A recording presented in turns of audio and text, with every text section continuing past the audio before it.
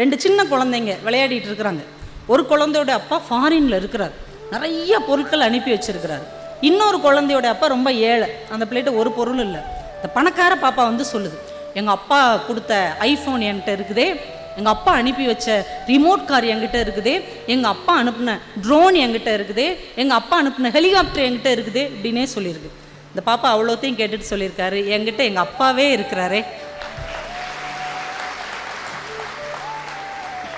நம்ம பல பேர் நினச்சிட்டு இருக்கிறோம், அப்பா சேர்த்து வைக்கிற பணம், அப்பா சேர்த்து வைக்கிற வீடு, நிலம், நகை, நட்டு இதெல்லாம் தான் சொத்துன்னு. இல்லை என் இனிய பெரியோர்களே, உண்மையான சொத்து என்ன தெரியுமா?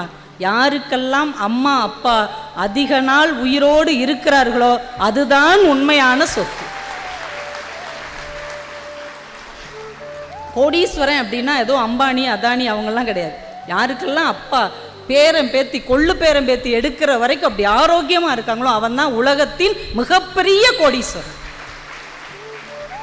அப்பாவை விட என்னங்க பெரிய சொத்து இருக்கு?